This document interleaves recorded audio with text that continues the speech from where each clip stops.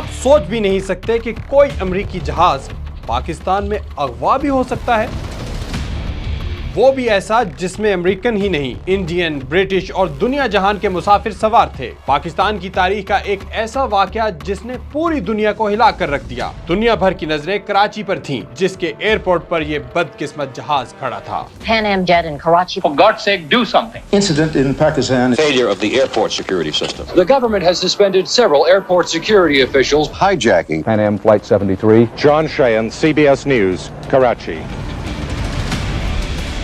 ये दुनिया की सबसे बड़ी एयरलाइन में से एक पैनम की फ्लाइट 73 थी, जो हाईजैकर्स के कब्जे में थी। ये जहाज किसने और क्यों हाईजैक किया? हाईजैकर्स जहाज में दाखिल कैसे हुए? इसमें मुसाफिर कितने थे और तैयारे की मंजिल क्या थी? कहानी बहुत हैरत अंगेज है और अंजाम बहुत खूनी।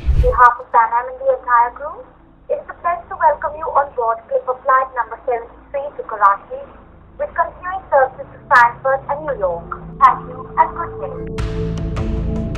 ये बात है 1986 की 4 और 5 सितंबर की दरमियानी शब। मुंबई से न्यूयॉर्क के लिए एक फ्लाइट की तैयारी है। यह है पैनम की फ्लाइट 73। इस फ्लाइट को दरमियान में कराची पर भी एक स्टॉप लेना है। सुबह 4:30 बजे ये परवाज कराची पहुंचती है। इसकी अगली मंजिल थी जर्मनी का शहर फ्रैंकफर्ट। कराची से इस जहाज में कई मुसाफिर सवार हुए, कुछ ऐसे भी जिन्हें नहीं होना चाहिए था। ये वो लोग थे जो जहाज को कहीं और ले जाना चाहते थे। ये लोग कौन थे? जहाज को क्यों और कहां ले जाना चाहते थे? लेकिन पहला सवाल तो ये है कि वो दाखिल कैसे हुए। सुबह 6 बजे फ्लाइट टेक ऑफ की तैयारियों में मसरूफ थी। अचानक सायरन और चमकती हुई लाइट्स वाली एक वैन हवाई जहाज तक पहुंचती है। 4 लोग उसमें से उतरते हैं जो एयरपोर्ट सिक्योरिटी की वर्दी में थे। इनके पास असॉल्ट राइफल्स भी थी, पिस्तौल, दस्ती बम और धमाका खेज बेल्ट भी। वो फायरिंग करते हुए रैंप पर चढ़ जाते हैं और जहाज में दाखिल होने की कोशिश करते हैं। 5 सितंबर 1986 को मेरी मॉर्निंग ड्यूटी थी और तकरीबन 6:30 और 6:45 के दरमियान मैं अपनी ड्यूटी पे पहुंचा वक्त से पहले और टामेक पे आ गया।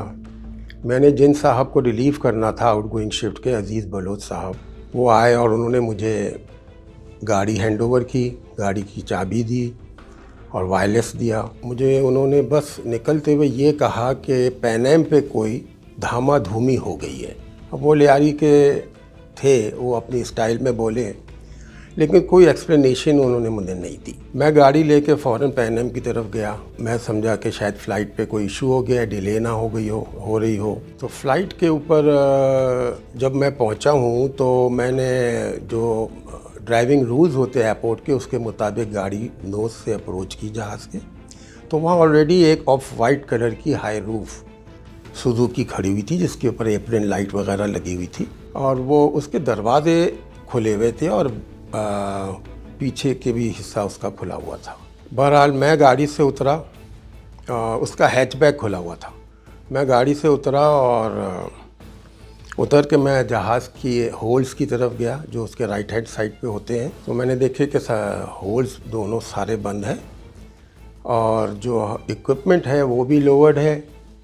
तो जहाज़ इस तरह का था जैसे डिपार्चर के लिए तैयार है। जब मैं पलटा तो फिर मैंने उस वक्त देखा कि 2 इनर्शिया रील्स जो है वो जहाज़ की कॉकपिट की विंडो से हैंग कर रहे। ये देखकर मैं ज़रा परेशान हुआ। Inertia reels basically in case of emergency cockpit crew के इवैक्यूएशन का एक सिस्टम होता है। समझे कि एक मेटल की कॉर्ड होती है जिसको पकड़ के हैंडल के साथ कॉकपिट क्रू कूद जाता है और आहिस्तगी के साथ उनको ग्राउंड पे ले आता है। जब मैंने ये देखा तो मुझे समझ आया कि समथिंग इज़ अनयूजुअल। सुबह का वक्त था, कोई 6 बजे का। मैं सो रहा था घर पे। मेरे पास जो हमारे रॉयटर के रिपोर्टर थे इब्राहिम खान कराची में, वो घर पे आए और उन्होंने दरवाज़ा बजाया। उठा, मैं देखा उनको। मैं थोड़ा देर में आया क्योंकि बात हो गई है। तो उन्होंने कहा, भाई आप यहाँ सो रहे हो पड़े हुए, वहाँ हाईजैकिंग हो गई है। मैं तो वहाँ से चक्कर लगा के आ गया हूँ, अब मैं जाके कुछ चला रहा हूँ खबर वगैरह, आप पहुँचो। तो मेरे पास वेस्पा थी, वेस्पा लिए मैं निकला। जब मैं एयरपोर्ट पहुँचा तो सन्नाटा था बिल्कुल। वहाँ पार्किंग लॉट पे भी सन्नाटा और मैंने गाड़ी खड़ी की। ये ओल्ड टर्मिनल होता था उस वक्त। जिस वक्त मैं एंटर हुआ तो वहाँ अंदर हर तरफ आर्मी के सोल्जर्स फैले हुए थे चारों तरफ। थोड़ा सा मैं रुका, इसलिए कि वो आज के ज़माने की बात नहीं है। अब तो बात आसानी है।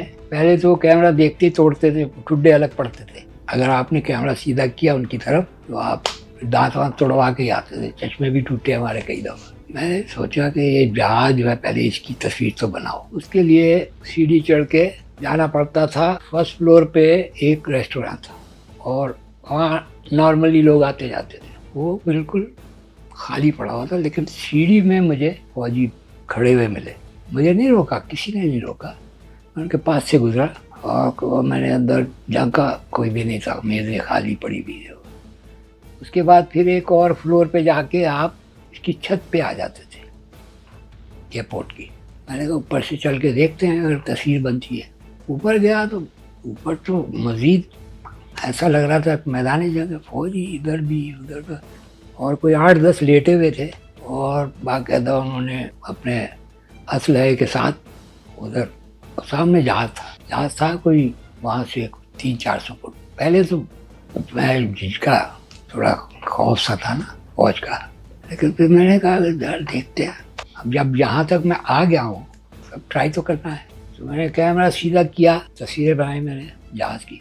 फौजी थे, उन्होंने मुझे देखा।